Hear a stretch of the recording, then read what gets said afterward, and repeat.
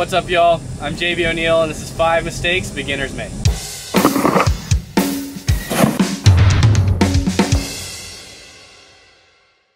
So after I got started making this video, I realized there's a lot more than 5 mistakes that beginners make, so there'll be a ton of bonus ones. And if you want to avoid looking kind of silly when you go wakeboarding on the boat with your friends for the first time, these are definitely some things you should avoid. People aren't going to judge you anyway, so don't be afraid to try. All right, so first things first, something I see a lot of people do is they actually jump in the water and forget to grab the handle on the way. And yeah, the boat's not really going to be able to tow you unless you have a handle, so make sure you grab that and bring it with you. Something else that's actually extremely common, I even do this on accident sometimes, it's that your laces will be behind your boot or behind your binding, and you put your foot in your binding through the lace, and then when you go to tighten it, it's actually impossible. So you'll have to remove your foot from the boot, flip the lace in front, and then put it back in. It's just kind of annoying, so just make sure it's in front, and it'll make things a lot easier for you.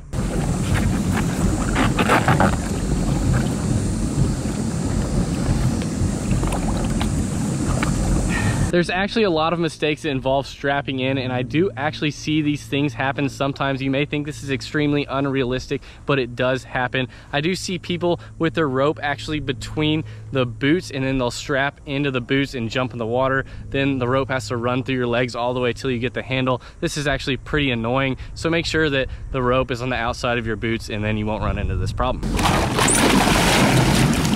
This one may seem a little bit unrealistic, but I have seen it before, believe it or not. It's when the handle is around your boot, then you actually put your foot into the boot and strap up, and whenever you jump into the water, the handle is then around your leg. So this kind of just sucks because you'll have to pull your foot out of the boot, take the handle off, and then re-put it back inside. Just takes some extra time. So yeah, just make sure you're paying attention. This one actually isn't a mistake, but I do find it a bit more difficult to face away from the boat when strapping into your boots. So when you're sitting on the sun pad, it's actually pretty hard to put your foot into the binding. It's a bit easier when you're actually standing up, and whenever you are facing away from the boat, if you're standing up, there's nothing to actually set your hand on, so it's kind of hard to balance. Also, whenever you jump into the water this way, it is possible to fall backwards and sort of clip your head on the platform, so it's not really that safe.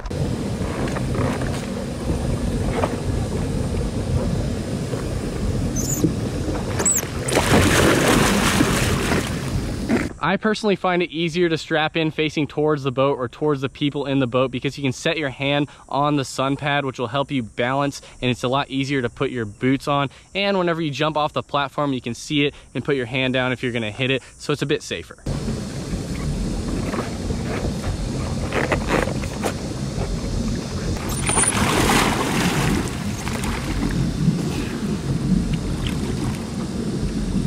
This mistake is actually extremely common. Sometimes you'll end up on your belly in the water, and a lot of times I'll see that it's almost impossible for that person to roll back over in the water onto their back.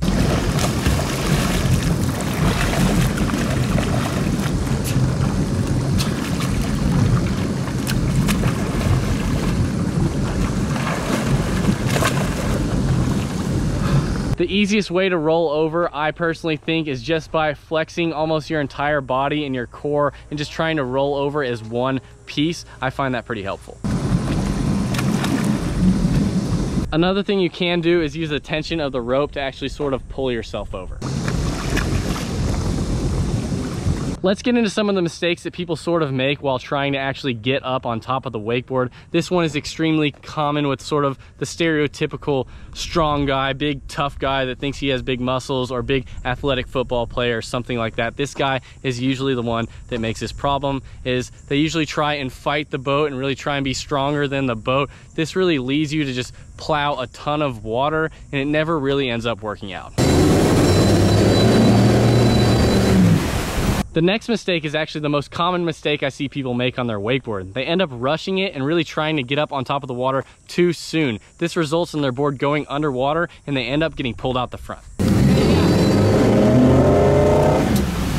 I do have a video on my channel of how to get up on a wakeboard. If you're interested in that, feel free to check it out. This next mistake I call noodle legs. It's just sort of where you don't have equal pressure on both knees and you sort of just flop around side to side, and it just doesn't really work out. And this mistake, I don't really have a name for it, but it seems that people really love to do it.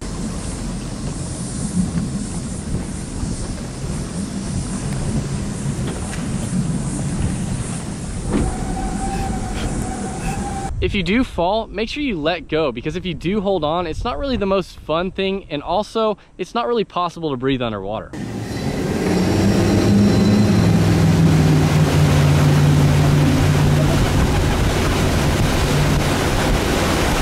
This mistake is actually extremely common. Whenever the boat is coming around to pick you up, I see people actually trying to paddle themselves in a circle to line themselves up the correct direction. But whenever they paddle themselves in a circle, they attempt to use both hands at the same time, and they never ever end up spinning around.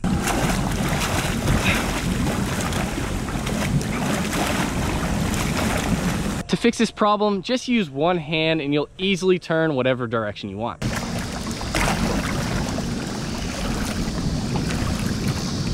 This problem is very common with beginners. Once they get up for the first time, you sort of feel like you're falling back, and you tend to pull that handle into your chest to pull yourself back forward. You just need to make sure you leave your arms straight, because once that handle is into your chest, you're gonna fall backwards no matter what.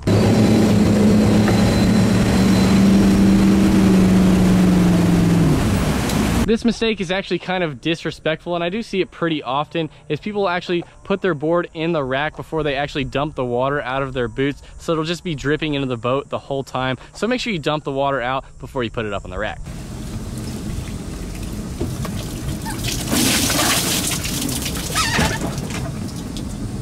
This one's not super common, but I have seen it a few times. Whenever you put your vest on, make sure the rope is not in the back of it, because if you do jump in the water, that rope will be running through your entire vest, and it's not the most fun thing.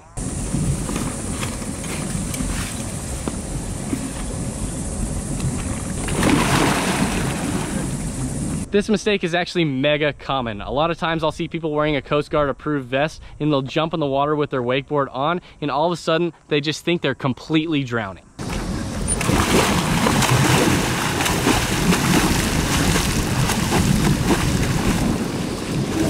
To fix this mistake, maybe just chill out a bit. You got a life jacket on.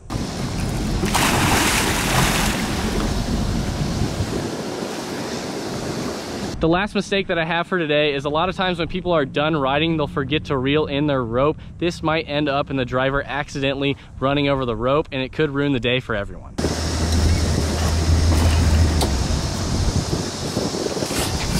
So make sure you reel it in. All right, that's gonna be it for today's video. I'm sure there are some mistakes I have forgotten, so if you want, feel free to comment them below. I also have a how to drive a wakeboat tutorial on the channel, and there's a ton of driving mistakes on there if you wanna check it out. If you guys like this video, make sure you give me a thumbs up, comment below what kind of videos you guys wanna see in the future, and remember, I'll be uploading a wakeboarding video every second day forever. So make sure you guys subscribe. I'll see y'all next time.